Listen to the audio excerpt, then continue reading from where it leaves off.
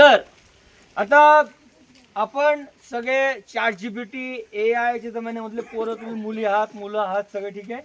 तर आजकाल ChatGPT AI आहे, गुगल विकिपीडिया आहे, तर त्याच्यावर अशी माहिती लिहून येते काय एका वेळेला की सुमारे 52 ते 60 हजार वर्षांपूर्वी इथे उल्कापातामुळे हे खाऱ्या पाण्याचं लेक निर्माण झालेलं आहे. आतमध्ये काही प्राचीन हेमाडपंथी मंदिर आहे, जंगल आहे, पक्षी आहे, प्राणी आहे. याशिवाय तुम्हाला इंटरनेट कुठल्याही प्रकारची माहिती मिळणार नाही, जी तुम्हाला आज माझ्याकडनं मिळेल. त्याच्यामुळे तुम्हाला म्हटलं होतं की पहिले ऐकून घ्या आणि मग प्रश्न विचारा, ठीक आहे. तर 2003 पर्यंत काही लोकांचं मत होतं की लोणार सरोवर जे आहे हे भूकंपामुळे तयार झालं असेल. कशामुळे? पण जर काय भूकंप निर्माण झाला असेल सरोवर, तर या जो पूर्ण डोंगर आहे, तुम्ही आज जेव्हा खाली उतराल तेव्हा तुम्ही जमिनीच्या 510 फूट खाली असाल. किती? तुम्हाला खाली उतरावं लागेल आणि मग तुमचा ट्रेक सुरू होईल, ठीक आहे. ऑलराईट. नंतर जी पाण्याची साईडला खोली आहे ती फक्त 30 फूट खोल आहे. किती?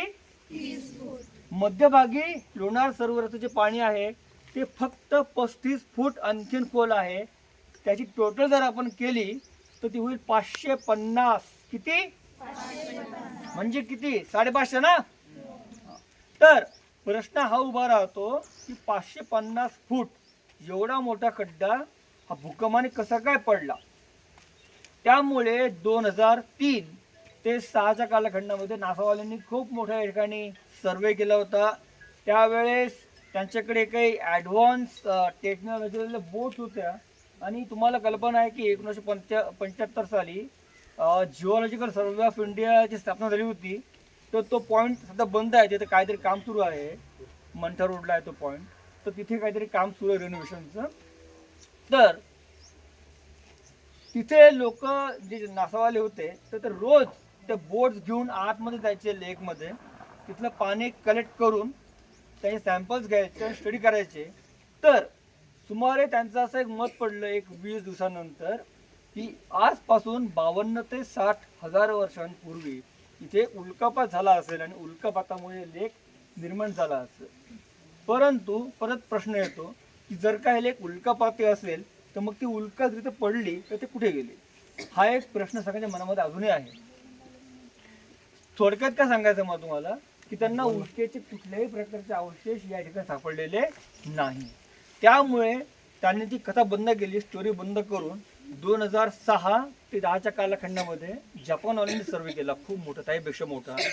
तर त्यांचं म्हणणं होतं की या लेकचं साधारण वय कार्बन डेटिंग केल्यानंतर त्यांना कळालं की या लेकचं वय आहे जवळजवळ 5,75,000 वर्षांपूर्वीची घटना असेल. किती बोललो मी आता?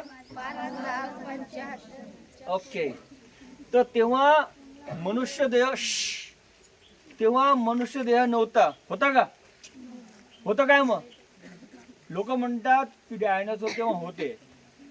लोक म्हणतात की डायनासोर मग त्या इन्फंटमधून गेले असतील, पण ते पण खोटं आहे. लक्ष देऊन ऐका रे सगळेजण का, की डायनासोर मरण्याचं खरं कारण होतं धूळ आणि माती, इम्पॅक्ट, आणि त्याचा काही लांब लांबपर्यंत संबंध नाही.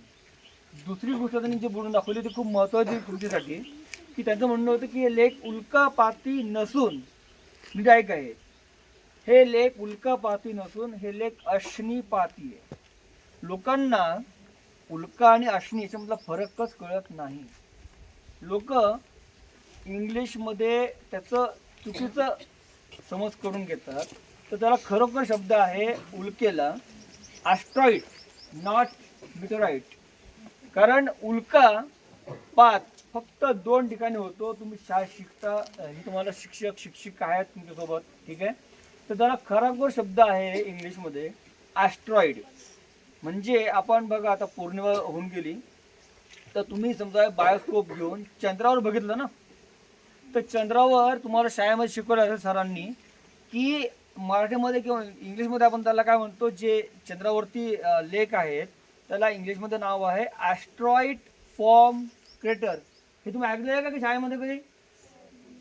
आणि मराठीमध्ये त्याचा अनुभव जर केला आपण तर त्याला म्हणतात उल्कापाती विवरे. बरोबर? मुळामध्ये उल्का ही खूप हलकी असते, आणि आपल्या पृथ्वीला ग्रॅव्हिटी आणि ओझोन नावाचं बेल्ट असल्यामुळे उल्का इथे पडू शकत नाही. तर जळून खाक होईल आणि जळून ती पूर्ण खाक होऊन जाईल.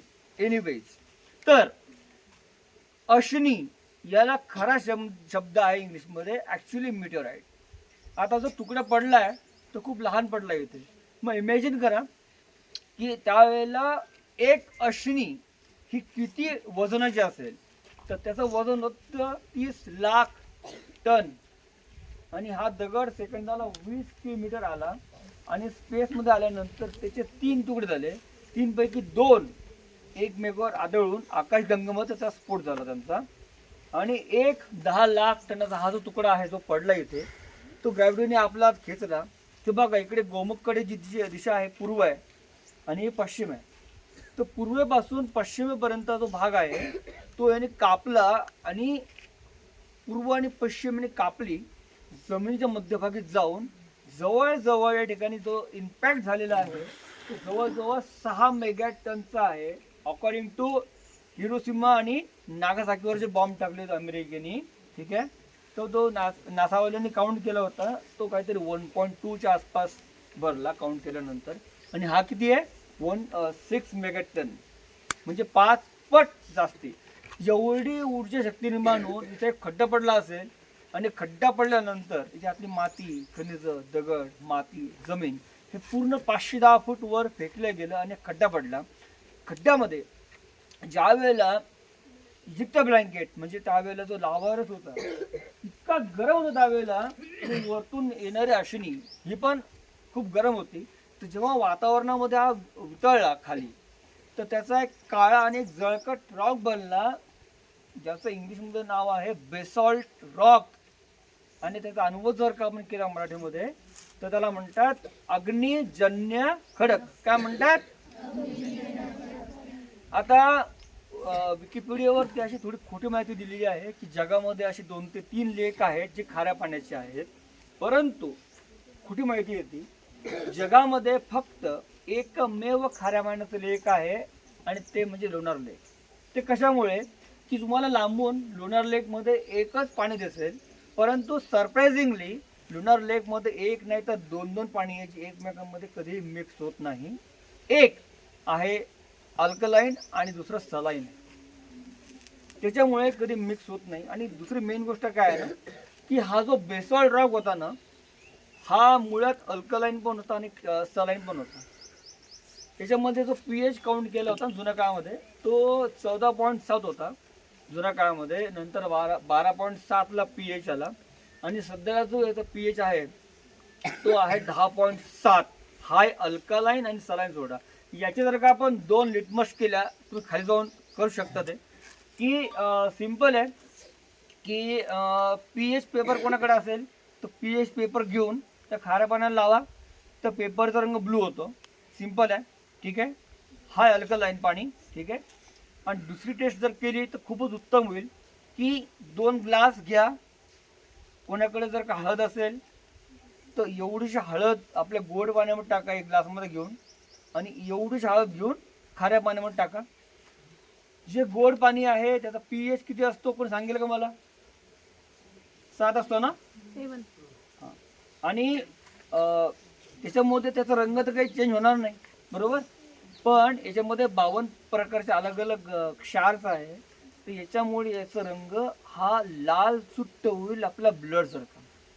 आणि आपल्याला जेव्हा ॲसिडिटी वगैरे होते तेव्हा आपण इनो नावाची गोष्ट घेतो. कोणी कोणी घेतली आतापर्यंत इनो? आता घेतलं कोणी? तर याच्यामुळे जर का आपण सिट्रिक ॲसिड जर काय खाऱ्या पाण्यामध्ये परत टाकलं तर याचा कलर परत नॉर्मलला येतो. तर 1972 साली हे लेक पूर्ण आटलं होतं. तर 72 मध्ये या पाण्यापासून किंवा या जागेपासून लोकांनी काय काय बनवलं याचे पण काही आख्यायिका आहे की जुन्या काळामध्ये याच्यापासून या पाण्यामध्ये गंधक आणि सल्फर आहे या जागेमध्ये. तर जुन्या काळामध्ये याच्यापासून मीठ, पापरखार, साबण, शॅम्पू, त्यानंतर आपले काचमणी, आपल्या गावाला काचेचा कारखाना होता. मोठे मोठे बेसॉल्ट रॉक सापडायचे इथे. मॅग्नेटिक दगड आपण जे मंगळवार बघतो टेक्सटाईलसारखे स्फटिक वगैरे पण सापडायचे. आणि आश्चर्यचकित करणारी गोष्ट म्हणजे या पाण्यावरती फ्लोट होणारी एक वीट आहे ज्या विटेचं नाव आहे ग्रीन अगेट. म्हणजे पोरस पत्थर जो काही वेळा पाण्यावर तरंगू शकतो, फ्लोट. ठीक आहे, कारण गॅसेसमुळे हलके होतात ते. तर अराउंड द क्रेटर याच्यामध्ये 15 काउंटिंग केलेले मंदिर आहे. 15 पैकी 9 मंदिरं पाण्याखाली गेली जी की महादेवाची आहे. त्याला 12 ज्योतिर्लिंगाचं नाव आहे, 12 मंदिरांना. पण एक श्रीरामगा नावाचं मंदिर आहे खाली, आणि एक कमळदा मातेचं मंदिर आहे जे डाव्या कमल हेमाडपंथी मंदिर आहे.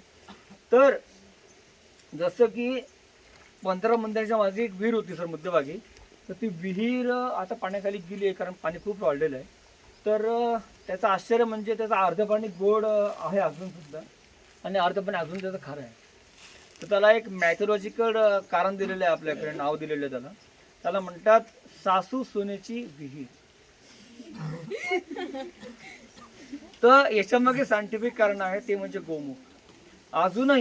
अजूनही लोक म्हणतात की गोमुखला किंवा याच्यातून जे पाणी येतं ते काशीवरून येतं.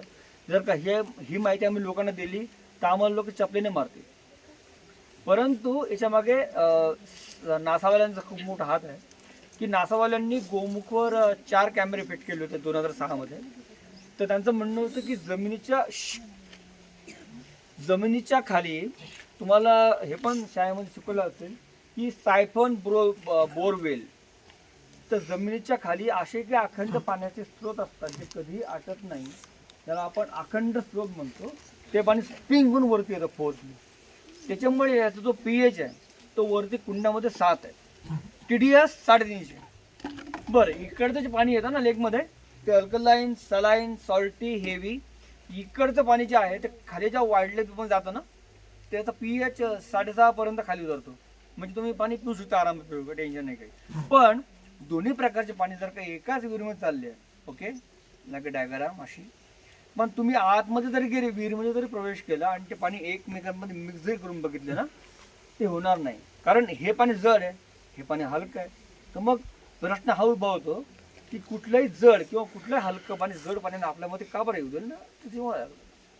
आणि तुम्हाला कल्पना आहे की 1970 मध्ये मला तुम्हाला एक प्रश्न विचारायचा आहे की 1970 मध्ये अशी कोण व्यक्ती होती ज्यांनी आपलं पहिलं पाऊल चंद्रावर ठेवलं? त्याचं नाव सांगा पटकन. नील, करेक्ट, नील आर्मस्ट्रॉंग. बस.